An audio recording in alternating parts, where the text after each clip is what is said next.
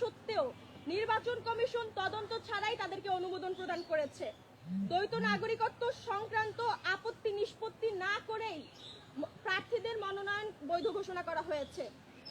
যারা সংকটকালে দেশের পাশে ছিল না, জনগণের পাশে ছিল না, এবং বারবার করে বলছি, যারা অতিথি পাখির মতো এসে সুসময়ে বাংলাদেশে রাজনীতি করতে চায় এবং দুঃসময়ে দেশকে ছেড়ে বিদেশে পাড়ি জমায়, তাদের বাংলাদেশে রাজনীতি করার কোনো অধিকার আছে বলে আমরা মনে করি না। এবং বাংলাদেশের অর্থ লুট করে ব্যাংকের ঋণ খেলাপি রেখে যারা দেশের সম্পদ লুটের সাথে যুক্ত, তারাও কোনোভাবে এদেশের জনসাধারণের প্রতিনিধিত্ব করার বৈধতা রাখে বলেও আমরা মনে করি না। সেই জায়গা থেকে বলতে চাই, শহীদের রক্তের প্রতি দায়বদ্ধ থেকে এই নির্বাচন কমিশন যদি অতি সত্বর এই সকল দুর্নীতিবাজ এবং ঋণখেলাপিদের মনোনয়ন বাতিল না করে এবং দ্বৈত নাগরিকত্বধারীদের মনোনয়ন বাতিল না করে, সেই ক্ষেত্রে বৈষম্য বিরোধী ছাত্র আন্দোলন কঠিন থেকে কঠিনতর কর্মসূচি সারা বাংলাদেশ ব্যাপী ঘোষণা করবে। এবং তাদের জন্য এটা এক প্রকার আমরা আলটিমেটাম দিতে চাই যে অতি দ্রুত তারা যাতে জনগণ এবং সাধারণ শিক্ষার্থী থেকে শুরু করে মানুষের পালস বুঝে। যদি তারা সেই মানুষের পালস এবং জনগণের মতামতকে প্রাধান্য না দিয়ে জনগণের পালসের বিরুদ্ধে গিয়ে তারা এই সিদ্ধান্তে অটল থাকে, তাহলে তাদের পরিণতি খুব করুণ হবে, যেটা হাসিনার ক্ষেত্রে হয়েছিল। আমরা স্পষ্ট ভাষায় বলতে চাই, কোনোভাবেই এই দ্বৈত নাগরিকত্বধারী এবং লুটেরা ঋণ খেলাপিদের মনোনয়ন প্রত্যাহার না করলে এই নির্বাচন কমিশনকে বৈষম্য বিরোধী ছাত্র আন্দোলন ছেড়ে কথা বলবে না। আমরা তাদের বিরুদ্ধে কঠিন থেকে কঠিনতর কর্মসূচি ঘোষণা করতে বাধ্য হব এবং এর প্রেক্ষিতে বাংলাদেশে যে কোনো ধরনের ঘটনা ঘটতে পারে আমরা তাদেরকে আগেই হুঁশিয়ারি করে দিতে চাই।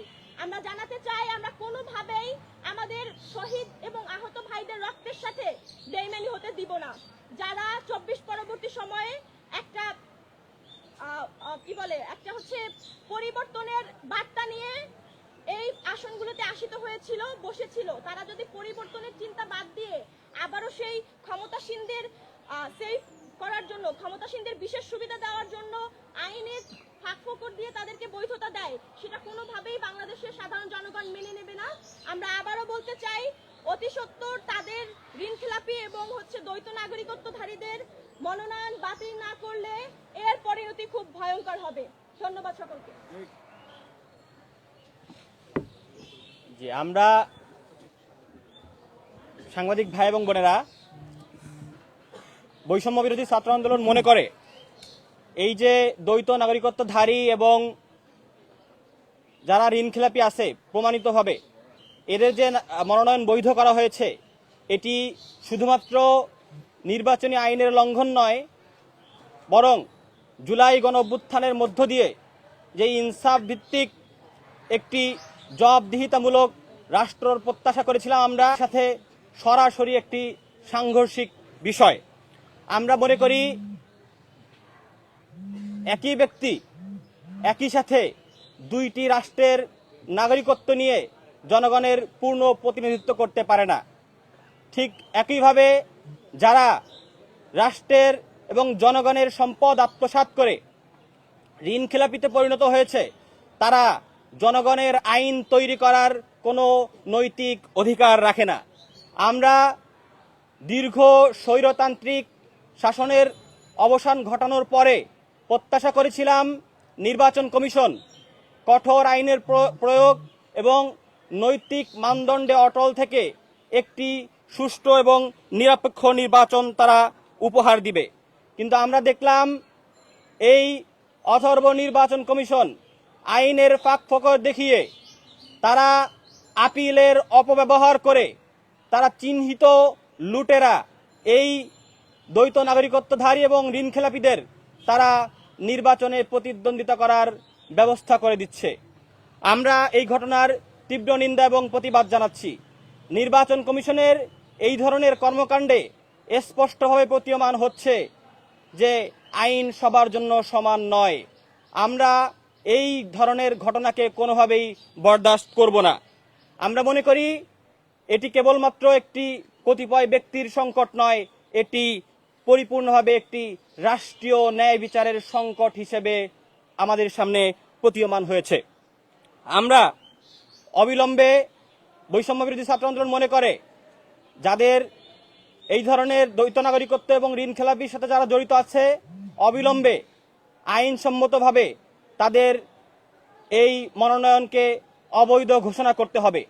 আমরা মনে করি, বৈষম্য বিরোধী ছাত্র আন্দোলন মনে করে, আমরা এমন কোনো নির্বাচন হতে দিব না যেখানে অযোগ্যতাকে যোগ্যতা হিসেবে বিবেচনা করা হবে এবং এরই প্রেক্ষিতে তাদেরকে নির্বাচন করার বৈধতা দেওয়া হবে। আমরা স্পষ্ট ভাষায় বলতে চাই আরেকটি কথা, আপনারা জানেন যে এই নির্বাচনে একই সাথে এমপি ইলেকশন এবং গণভোট দুটো বিষয় হবে।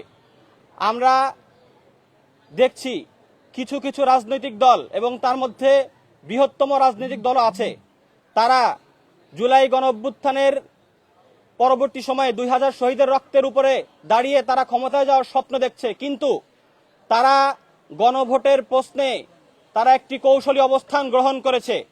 আমরা দেখছি অনেক বৃহত্তম রাজনৈতিক দল এখনো গণভোটে হ্যাঁয়ের পক্ষে তারা তাদের স্পষ্ট অবস্থান জানান দিচ্ছে না। আমরা দেখছি তাদের তৃণমূলের নেতাকর্মীরা জুলাই গণঅভ্যুত্থানকে গণভোটে হ্যাঁ ভোটের প্রচারণাকে তারা 71 বিরোধী একটি প্রচারণা হিসেবে তারা গণ্য করছে এবং প্রচারণা চালাচ্ছে। অন্যদিকে তাদের হাইকমান্ড, তাদের জাতীয় নেতৃবৃন্দ এই বিষয়ে তারা এখন স্পষ্ট করছে না যে গণভোটে তারা কি হ্যাঁ দিবে নাকি না দিবে। আমরা স্পষ্ট ভাষায় বলতে চাই, জুলাই গণঅভ্যুত্থান পরবর্তী বাংলাদেশের জনগণ অনেক বেশি সচেতন। জনগণ স্পষ্ট ভাষায় জানতে চায় জুলাইয়ের প্রতি তাদের যে কমিটমেন্ট ছিল, তারা সেই কমিটমেন্ট বাস্তবায়নে হ্যাঁ ভোটে অংশগ্রহণ করবে কিনা এটা স্পষ্ট ভাষায় নির্বাচনের আগেই তাদেরকে স্পষ্ট করতে হবে। তারা এই গণভোটের হ্যাঁ ভোট দেওয়ার প্রশ্ন যখন স্পষ্ট করবে, জনগণ তাদের বিষয়ে তখন রায় দিবে।